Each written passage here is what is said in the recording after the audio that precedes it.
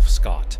10 unbelievable stories from his life. He was a combat veteran before he ever set foot in Hollywood. At 19 years old, he was crouched in a forward observation post in France, calling in artillery strikes while German shells exploded around him. He survived the trenches. He survived the occupation of Germany. He came home with a commission as a second lieutenant of field artillery. Jump ahead 10 years. He's coaching Gary Cooper how to talk like a Southerner. By the time he's 50, he's living in a beach house with Cary Grant, and all of Hollywood is whispering about it. 20 years after that, he walks away from the movie business at 64 years old with a personal fortune estimated at $100 million. Not from acting, from outsmarting every studio executive who ever wrote him a check. And when they buried him in Charlotte, North Carolina, 4 blocks from the house where he grew up, Billy Graham read the eulogy. His name was Randolph Scott. He made over 100 films, more than 60 of them were Westerns. And the real story behind the granite face is something Hollywood never wanted you to know. These are 10 unbelievable stories from his life. And the first proof is sitting in a trench report from France. Number 1, combat. Veteran at 19. George Randolph Scott was born January 23, 1898, in Orange County, Virginia. But Virginia was an accident. His mother just happened to be visiting relatives in the final weeks of her pregnancy. The family home was Charlotte, North Carolina. Now, here's a detail that changes everything about this story. Randolph Scott's father wasn't a textile executive. Well, like most biographies claim, George Grant Scott was the first person ever licensed as a certified public accountant in the entire state of North Carolina. He drafted the state's original CPA law. He chaired Charlotte's finance committee. Remember that, because that financial instinct didn't skip a generation. It would eventually make his son one of the wealthiest men in Hollywood history. Young Randolph attended Woodbury Forest, one of the most elite prep schools in the South. In July 1917, at 19, he enlisted in the North Carolina National Guard. He shipped out to France with the 2nd Trench Mortar Battalion, 19th Field Artillery, and this was no desk assignment. Scott was an artillery observer in the Toul sector and Thiaucourt zone. That meant sitting in exposed dirt and timber observation posts, binoculars to his face, directing fire coordinates while the ground shook and shell fragments screamed overhead. One wrong calculation, 1 second too slow, and you didn't come home. He was promoted from private to corporal to sergeant. After the armistice, he participated in the occupation of Germany, then enrolled in officer candidate school at Saumur, France. He received his commission in May 1919. 21 years old, and already an officer who'd survived the Western Front. The discipline that kept him alive in those trenches would later keep him solvent in Hollywood, where most men went broke. After the war, he enrolled at Georgia Tech, played football, and pledged Kappa Alpha Order. A back injury ended his athletic career and sent him to the University of North Carolina at Chapel Hill for 2 quarters as a special student. And then he went home to Charlotte and did what his father expected. He went to work as an accountant in the family firm, rose to office manager. It was respectable, it was secure, and it was about to end. Number 2, a letter to Howard Hughes changed everything. Around 1927, Scott's father did something unusual. He wrote a letter of introduction to Howard Hughes, not the reclusive hermit of later years, the young Howard Hughes, the filmmaker, the risk-taker. The exact circumstances are still debated. Some say Scott met Hughes on a golf course while vacationing in California. Others say the letter was arranged in advance. Either way, Hughes got Scott a small part in a George O'Brien comedy called Sharpshooters in 1928. Scott was 30 years old, starting from absolute zero. What followed was years of grinding in uncredited bit parts in films like Weary River and The Far Call, both in 1929. He appeared briefly in John Ford's The Black Watch that same year. Nothing was handed to him. And then came the break that nobody expected. Number 3, he taught Gary Cooper how to talk. In 1929, Paramount was making The Virginian, one of the first major Western talkies. Gary Cooper had the lead. But Cooper was from Montana. He didn't sound anything like a Virginia gentleman. So the studio hired Randolph Scott to coach Cooper on a proper Southern accent. Think about that. The man who would become one of the greatest Western stars in history got his first real Hollywood job teaching the reigning Western star how to sound like a Southerner. On the advice of Cecil B. DeMille himself, Scott enrolled at the Pasadena Playhouse, performing Shakespeare and Shaw on stage. A 1932 performance at Hollywood's Vine Street Theater caught the attention of studio scouts. Paramount signed him to a 7-year contract at $400 per week. His first significant role set the template, Heritage of the Desert, in 1932, directed by Henry Hathaway in his directorial debut. Scott went on to star in 10 Zane Grey adaptations at Paramount between 1932 and 1935. Film historian William K. Everson called them uniformly good and an excellent training ground. But Scott wasn't locked into Westerns yet. During this same period, he appeared alongside Fred Astaire and Ginger Rogers in Roberta and Follow the Fleet. He played Hawkeye in The Last of the Mohicans. He starred opposite Mae West and Shirley Temple. The man could do anything. Number 4. Bachelor Hall with Cary Grant. And now we come to the chapter of Randolph Scott's life that Hollywood has debated for 90 years. And there's no way to tell this story without Cary Grant. The two met on the Paramount lot in 1932. Within months, they were sharing an apartment, then a house in Beverly Hills, then an 8-room Spanish colonial in Los Feliz, and finally, a 5,530-square-foot French Normandy mansion at 1038 Palisades Beach Road in Santa Monica. Originally built for silent star Norma Talmadge, that house sold in 2018 for $8 million. The press called it Bachelor Hall, and Paramount didn't try to hide it. They promoted it. They hired society photographer Jerome Zerby to shoot the two men poolside, cooking together, lounging around the house. Those photos ran in every major fan magazine: Modern Screen, Silver Screen, Photoplay. Yet it was a calculated studio publicity move. Two handsome bachelors living the California dream. But biographer Mark Glancy, working from Paramount's archives at the Margaret Herrick Library, discovered something. Studio publicists had flagged certain photos as too intimate to release. One showed a silhouette of Scott lighting Grant's cigarette on a terrace. Hedda Hopper asked pointedly in print, "Whom does he think he is fooling?" When Grant married Virginia Cherrill in 1934, Scott didn't move out. Cherrill moved in with both men. When she demanded a separate apartment, Grant found one at the La Ronda complex in East Hollywood. Scott leased the unit next door the following day. After Grant and Cherrill divorced in 1935, the two men reunited at the beach house until around 1942. Modern biographers remain split on the nature of the relationship. Grant's daughter, Jennifer, wrote that her father somewhat enjoyed the rumors because they made women want to prove the assertion wrong. Cherrill said flatly, "Cary was crazy about women. What nobody disputes is that they shared a home for roughly 12 years, that Paramount pulled them from the film Spawn of the North in 1938 over the gossip, and that they remained close friends for life." Whatever the truth, the arrangement tells you more about how Hollywood managed image and privacy in the 1930s than about any two individuals. And Scott kept his own counsel on it until the day he died. If you grew up watching Saturday afternoon westerns, you're going to recognize every name in the next few stories. Number 5. He married into the DuPont Fortune. Scott's first wife was Marion DuPont, the great-granddaughter of Irénée DuPont de Nemours, founder of the DuPont chemical empire, one of the wealthiest families in American history. Here's the twist. Scott had served as best man at Marion's first wedding to Thomas Hughes Somerville back in 1925. After her divorce from Somerville, she and Scott married in March 1936. The marriage lasted only 3 years.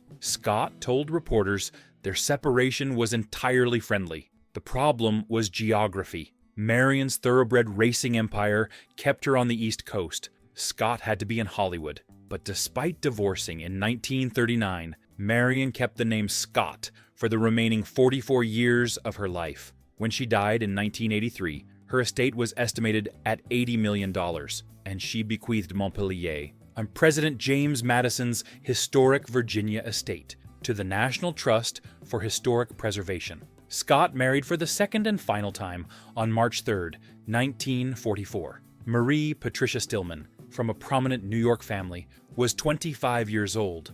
Scott was 45, a 21-year age gap. This marriage endured almost 43 years, ending only with Scott's death on March 2nd, 1987, one day short of their anniversary. They adopted 2 children, Sandra and Christopher, in 1950. By every account, it was a devoted and stable union. Number 6. Margaret Mitchell wanted him for Gone with the Wind. By the mid-1930s, Scott was a leading man. He'd proven he could play romantic leads, adventure heroes, and cowboys with equal skill. And then came what might have been the biggest role of the decade. When Margaret Mitchell's Gone with the Wind was being cast, Mitchell herself personally wanted Randolph Scott for the role of Ashley Wilkes, the tortured Southern gentleman torn between duty and desire. If you think about it, Scott was perfect for the part. A real Southerner, old money family, prep school educated, wartime veteran. He was essentially Ashley Wilkes in real life. But the role went to Leslie Howard instead. And here's the irony that shaped the rest of Scott's career. Losing Ashley Wilkes pushed him deeper into the genre that would define him forever. After Abilene Town in 1946, Scott committed fully to westerns. From that point forward, all but 2 of his starring films were westerns. He'd found his lane, and he was about to ride it into film history. Number 7. John Wayne gave him the role that changed everything. In 1956, Randolph Scott was 58 years old. Most people in Hollywood figured he was winding down, making serviceable B-westerns and collecting a paycheck. Nobody expected what came next. A screenwriter named Burt Kennedy had written a tight little script called 7 Men from Now. It was originally meant for John Wayne. But Wayne was busy filming The Searchers with John Ford. So Wayne did something generous. He recommended Randolph Scott for the lead and had his own production company, Bat Jack Productions, produce the film.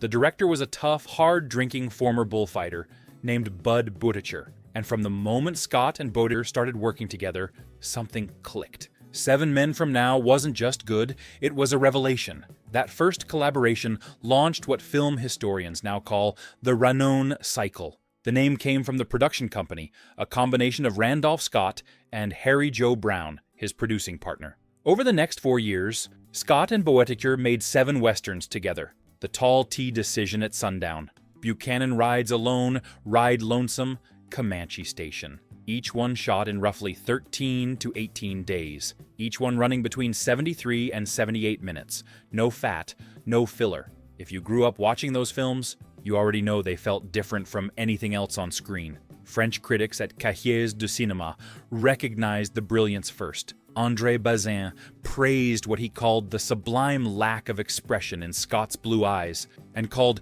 7 Men from Now perhaps the best Western he had seen since the war. In 2023, yes, the Criterion Collection released a 4K box set with introductions by Martin Scorsese, who said you can look at them as one long extended movie. Boetticher summed up his formula with characteristic bluntness. Randolph Scott wakes up in the morning. His wife is killed, he finds out who did it, and he kills them. And that's the end of the picture. Simple on the surface, devastating underneath. Number 8.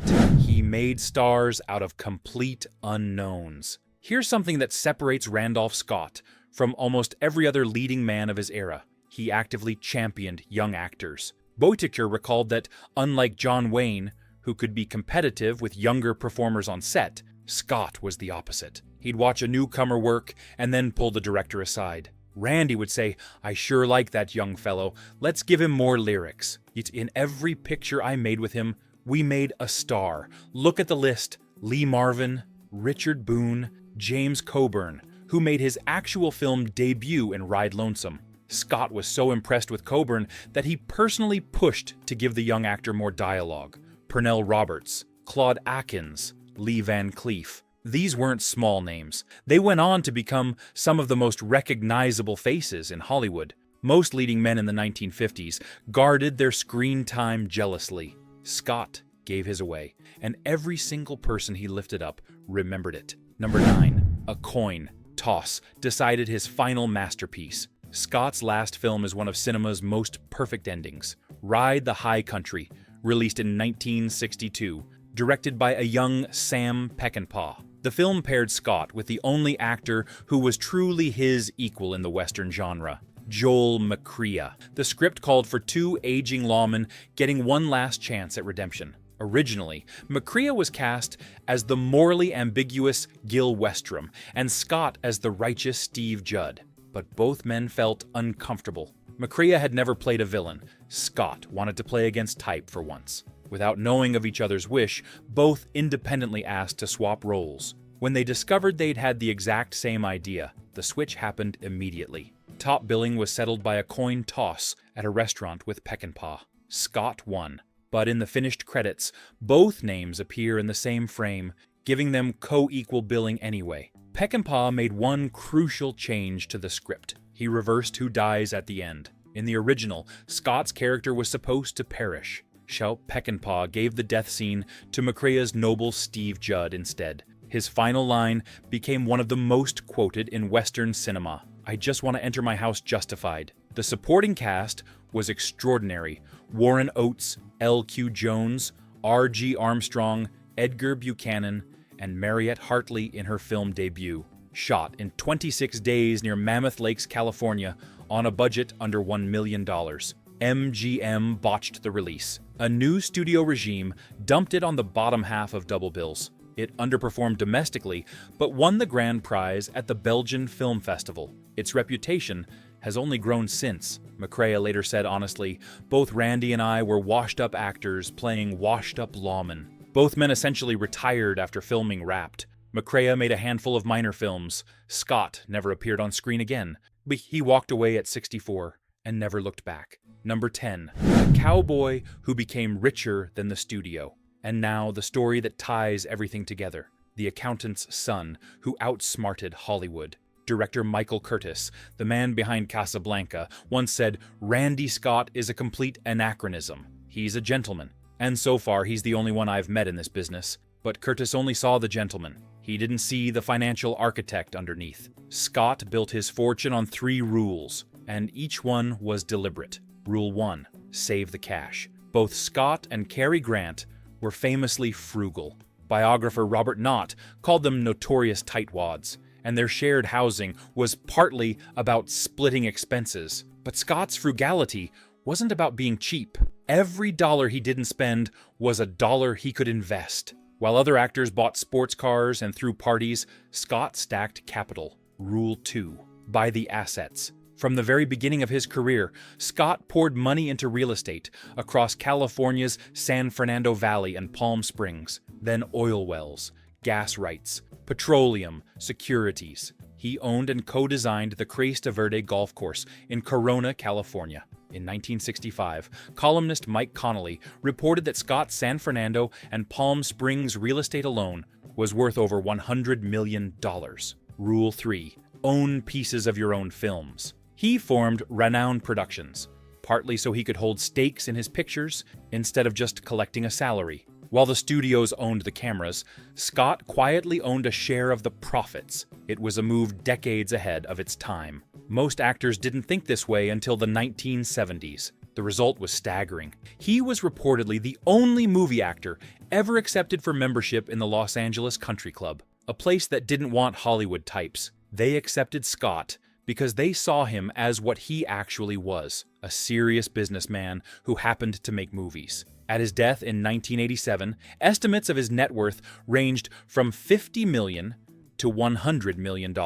Adjusted for inflation, that's roughly $135 to $270 million in today's money, from a starting salary of $400 a week. The son of North Carolina's first CPA turned out to be the shrewdest financial mind Hollywood has ever seen. His retirement philosophy was pure Randolph Scott. He quoted the showman David Belasco, "Never let yourself be seen in public unless they pay for it." For 25 years, he lived quietly in Beverly Hills, played golf at the Bel Air Country Club, attended Dodgers games with Fred Astaire, read the Wall Street Journal every morning, managed his investments, worshipped at All Saints Episcopal Church. He was close friends with Billy Graham. When someone asked Graham why Scott avoided the spotlight, Graham said he didn't want to go parading around like so many former film stars.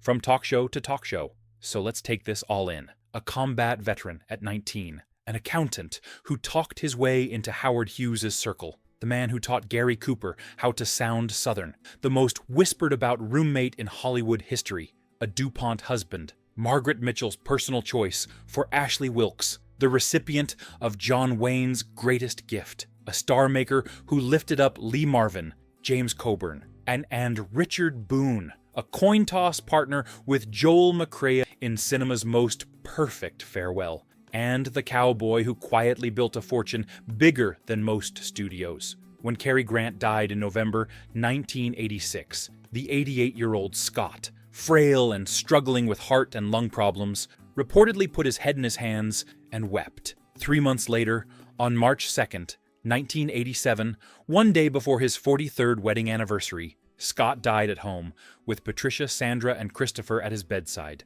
A private 15-minute graveside service was held at Elmwood Cemetery in Charlotte, 4 blocks from his childhood home. 25 family members attended. Billy Graham officiated. President Reagan sent a telegram calling Scott one of Hollywood's finest talents. His gravestone carries only the essentials: beloved husband, devoted father. In Mel Brooks' Blazing Saddles, when the townspeople refused to fight, Sheriff Bart says you'd do it for Randolph Scott. A hush falls. An unseen choir sings his name like a hymn. The townspeople remove their hats. They agree to stay and fight. The joke only works because Randolph Scott genuinely occupied that space in the American imagination. The man who always came to save the town. A late-life reflection, attributed to Grant, captures something no biography ever could. Our souls did touch. What more could I ask? What memories do you have of watching Randolph Scott Westerns? Did your family watch the Ranown films or Ride the High Country? Share your memories in the comments below. Subscribe for more untold stories about the Hollywood legends your generation remembers. If you liked this video, please press hype so that it can reach more viewers. See you next time.